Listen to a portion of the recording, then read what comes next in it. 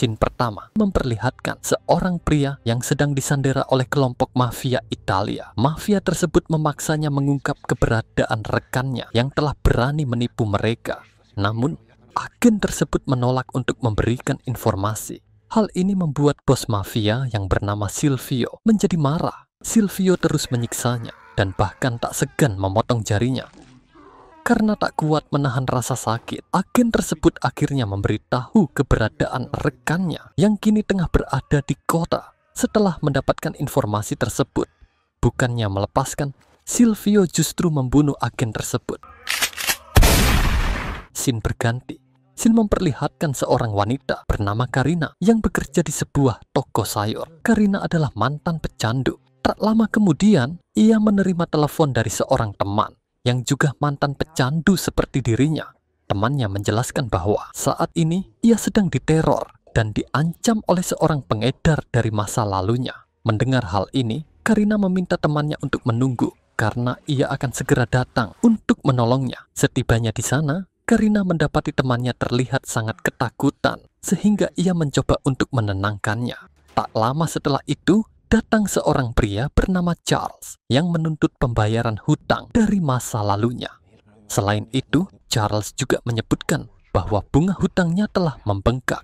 Mendengar hal itu, Karina berusaha membayar hutang temannya itu. Namun uangnya tidak mencukupi jika harus membayar dengan semua bunganya. Sehingga Karina terpaksa memberikan cincin pemberian ibunya kepada Charles. Pada akhirnya, Charles setuju untuk melepaskannya. Teman Karina pun sangat berterima kasih atas bantuannya. Setelah merasa kondisi temannya aman, Karina kemudian berpamitan dan kembali ke rumah. Di toko sayur, Karina dimarahi oleh bosnya karena telah meninggalkan pekerjaan sesuka hati. Karina tak ingin masalah ini menjadi serius. Ia lantas dengan cepat menyelesaikan tugasnya. Beberapa saat kemudian, dia menerima telepon dari putrinya yang berencana mengunjunginya untuk liburan. Terungkap bahwa putrinya kini tinggal bersama mantan suaminya dan sekarang ia ingin bertemu dengan ibunya. Saat itu putrinya juga menyebutkan bahwa ia akan tiba di bandara sekitar jam 5 pagi dan berharap Karina tidak terlambat untuk menjemputnya. Karina berjanji akan berada di bandara sebelum jam 5 pagi. Beberapa jam kemudian, ketika Karina sedang membuang sampah, ia secara tidak sengaja menyaksikan seorang perampok yang terlibat baku tembak. Karena tidak ingin terlibat, Karina mencoba menghindar dari kejadian itu. Namun, perampok tersebut tidak ingin meninggalkan saksi, sehingga ia merampas tas curian tersebut dan mengejar Karina.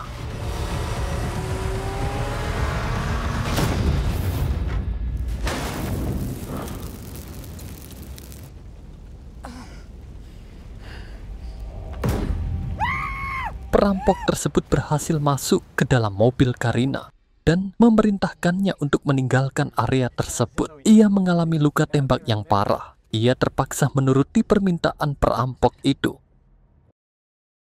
Sesampainya di apotek, perampok tersebut menginginkan agar Karina membeli obat yang dibutuhkan. Ia memberinya alat komunikasi agar mereka tetap terhubung.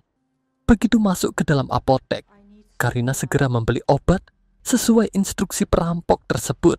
Sementara itu, perampok tersebut terus mengarahkan pistol ke arah Karina untuk memastikan ia tidak melakukan tindakan yang berisiko. Saat itu juga, apoteker menyadari bahwa Karina dalam bahaya dan ingin membantunya. Namun, pada saat yang sama, perampok tersebut melepaskan tembakan ke arah apotek dan memerintahkan Karina untuk segera kembali dengan membawa obatnya. Setelah kembali ke mobil, Karina menanyakan tujuan mereka selanjutnya. Perampok itu menjawab bahwa mereka akan pergi ke tempat Karina untuk mengobati lukanya. Mendengar hal tersebut, Karina menjelaskan bahwa ia tidak memiliki rumah, tetapi hanya menyewa sebuah tempat. Setibanya di tempat Karina, perampok itu memperingatkannya untuk tidak mencoba melarikan diri, karena ia akan terus memburunya jika Karina kabur. Perampok itu meminta agar Karina membantu mengobati luka pada perutnya. Tak lama kemudian, pintu kamar mereka diketuk oleh pemilik rumah yang merasa terganggu dengan suara bising mereka. Selain itu, pemilik rumah menemukan noda darah di depan pintu. Saat itu juga, Karina meyakinkannya bahwa semuanya baik-baik saja. Setelah itu, perampok tersebut meminta beberapa pakaian pada Karina. Untungnya, ia mempunyai beberapa pakaian mantan suaminya. Perampok tersebut kemudian menyuruh Karina untuk menoleh ke arah pintu, sementara ia berganti pakaian. Hal ini ia lakukan karena sebenarnya perampok tersebut adalah seorang agen Interpol dan ia tidak menginginkan identitasnya terbongkar. Beberapa saat kemudian, Kovac menerima panggilan telepon dari seseorang yang ternyata adalah Silvio, bos mafia yang sangat ditakuti di Italia. Silvio bertanya, apakah Kovac sudah mendapatkan barang yang ia inginkan? Namun Kovac menjawab bahwa ia sedang mengalami masalah dan meminta Silvio untuk memberinya lebih banyak waktu lagi. Karina mendengar percakapan mereka melalui perangkat komunikasi yang masih ia kenakan. Ia menyimpulkan bahwa Kovac adalah seorang agen Interpol yang korup yang bekerja untuk mafia. Singkat cerita, Kovac kemudian membawa Karina ke lokasi lain. Karina mengumpulkan keberanian untuk bertanya apakah memang benar bahwa Kovac bekerja untuk mafia. Kovac akhirnya menjelaskan bahwa ia dan rekannya pernah menyusup ke kelompok mafia Silvio. Sayangnya, penyamaran mereka terbongkar dan mengakibatkan rekannya harus terbunuh, sedangkan Kovac berhasil kabur ke kota lain. Kovac juga menambahkan bahwa Silvio telah menyuruhnya untuk merampok barang ilegal dari saingan bisnisnya. Untuk beberapa saat, ia berhasil mencuri barang tersebut. Namun sayangnya, barang tersebut terbakar saat ia mengejar Karina. Tak lama setelah itu, mereka berhenti di suatu lokasi di mana ia berencana untuk menjebak beberapa pengedar agar ia dapat merampok kembali barang ilegal tersebut. Kovac kemudian memberikan sejumlah uang kepada Karina dan menyuruhnya untuk bertemu dengan dua orang pengedar itu. Ia memintanya agar Karina berpura-pura akan membeli barang ilegal tersebut dalam jumlah yang besar. Sialnya, kedua pengedar tersebut tiba-tiba menyandera Karina dan meminta agar ia menyerahkan semua uang itu. Karina lantas menjawab bahwa bukan dia yang menginginkan barang itu, melainkan temannya yang ada di dalam mobil, bahwa temannya tidak akan segan-segan membunuh mereka jika mereka mencoba melakukan sesuatu yang konyol. Karena merasa terpojok, kedua pengedar tersebut akhirnya sepakat untuk mengantarkan Karina ke gudang bosnya. Karina memohon kepada Kovac untuk membiarkannya pergi karena ia harus menjemput putrinya di bandara, tetapi Kovac mengabaikannya. Tak lama setelah itu, kurir yang akan mengantar mereka ke gudang tiba. Mereka mengikuti kurir itu, namun tiba-tiba kehilangan pandangannya. Pada saat itu, Karina memperhatikan waktu dan menyadari bahwa putrinya pasti sudah mendarat di bandara. Diam-diam, Karina mengalihkan perhatian Kovac dan akhirnya ia berhasil melarikan diri. Menyadari hal ini, Kovac pun marah, namun ia tak sengaja menemukan ponsel Karina yang tertinggal di dalam mobil, sehingga ia memutuskan untuk menculik putrinya di bandara karena Karina sudah terlalu banyak tahu tentangnya. Seiring berjalannya waktu, Kovac tiba di bandara terlebih dahulu. Ia melihat putri Karina yang sedang bersama polisi menunggu ibunya. Namun, putri Karina menyadari ada yang tidak beres dan mencoba melarikan diri. Kovac dan petugas polisi itu akhirnya saling menodongkan senjata. Ia mengancam jika petugas berani menembak, anak tersebut akan mati juga. Pada akhirnya, petugas polisi tersebut menyerah, sehingga Kovac membawa pergi putri Karina. Dalam perjalanan, Kovac menjelaskan bahwa jika ia menginginkan uang, maka ia menculik orang yang salah karena ibunya tidak pernah punya banyak uang. Adegan kemudian beralih ke Karina yang berada di mobil patroli polisi. Karina menjelaskan bahwa putrinya berada di bandara dan meminta petugas untuk membawanya ke sana. Saat itu juga, Kovac tiba-tiba menghampiri mereka. Kaget dengan kedatangannya, Karina segera meminta petugas untuk menangkap Kovac. Ia mengatakan bahwa Kovac adalah orang jahat. Namun, Kovac dengan cepat menunjukkan rencananya, sehingga meyakinkan polisi bahwa ia adalah agen Interpol. Kovac kemudian menodongkan pistol dan menuntut mereka berdua untuk menyerah, untuk menghindari adanya korban jiwa. Tak lama setelah itu, Karina menyadari bahwa putrinya sudah berada di dalam mobil Kovac. Karina memohon kepada Kovac untuk melepaskan borgol dari tangan putrinya di tengah perjalanan. Tak lama setelah itu, mereka sampai di kediaman Silvio. anak buah Silvio tiba dan membawa putrinya pergi dari sana. Sementara Karina berteriak panik, tetapi tidak ada yang bisa ia lakukan. Bos mafia yang bijaksana akan memberinya waktu 1 jam lagi untuk mencuri 5 kilo barang ilegal itu. Namun, jika Kovac gagal, dia akan menerima konsekuensi yang berat.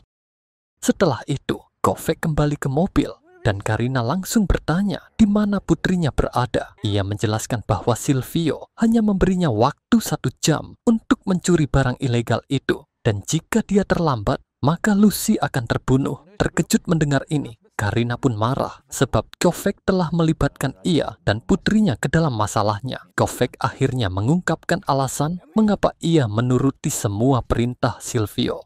Bos mafia itu ternyata juga menyandera anaknya. Ini berarti anak Kovac dan Lucy sedang berada dalam bahaya. Keadaan memaksa mereka untuk bekerja sama. Beberapa saat kemudian, Karina teringat sesuatu. Ia meminta Kovac untuk memberikan teleponnya. Karina lalu menelepon Charles, orang yang sebelumnya telah mengambil cincinnya. Karina kini berpura-pura ingin membeli barang darinya. Tanpa membuang waktu, Kovac meminta barang dalam jumlah besar. Charles menjawab bahwa ia hanyalah pemain kecil yang memiliki sedikit stok. Akan tetapi Kovac tidak serta-merta langsung mempercayainya. Ia terus memaksa hingga akhirnya Charles membawa mereka ke tempat persembunyiannya. Ketika Charles masuk, dia tiba-tiba dibunuh oleh salah satu anak buahnya sendiri. Setelah itu, terjadi baku tembak antara anak buah Charles dan mereka.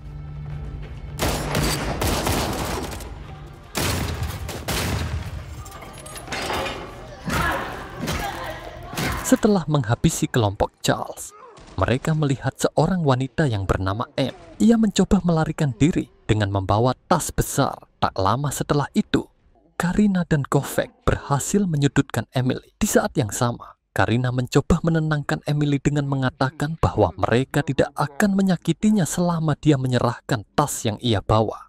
Setelah beberapa kali mencoba meyakinkannya, Emily akhirnya menyerah dan memberikan tasnya kepada mereka.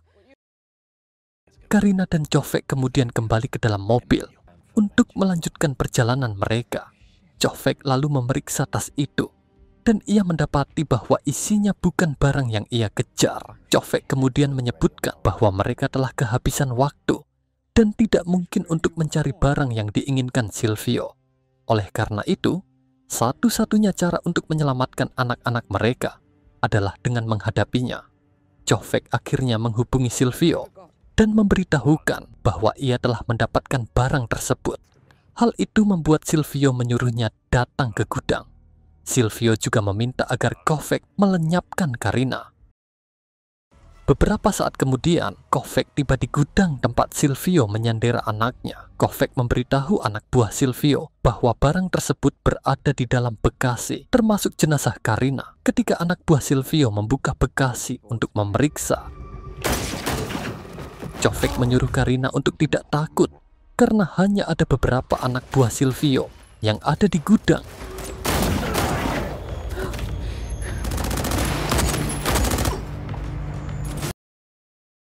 Setelah melumpuhkan anak buah Silvio, mereka segera bergegas untuk mengejar bos mafia itu.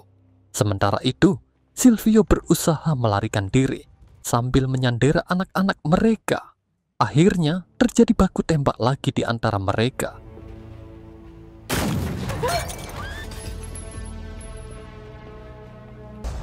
Ketika Silvio memasukkan Sandra ke dalam mobil, Kovac berusaha mengejarnya, akan tetapi ia ditembak oleh Silvio. Sementara itu, Karina menyadari pistolnya telah kehabisan peluru. Namun pada saat itu, juga datang rombongan polisi yang akan menangkap Silvio. Scene terakhir, scene memperlihatkan ketika Silvio berusaha menembak Karina. Tembakan itu ternyata berasal dari Kovac. Pada akhir cerita, Karina dan anaknya berhasil selamat dari insiden tersebut. Terlihat Karina membawa anaknya ke sebuah motel sambil membawa tas yang diberikan oleh Kovac. Ketika Karina memeriksa tas tersebut, ternyata berisi sejumlah uang yang sangat banyak. Setahun kemudian, Karina telah sukses dengan membuka sebuah restoran mewah di pantai Italia. Semua itu berkat uang yang Kyovek berikan kepadanya. Dan ya, film pun tamat.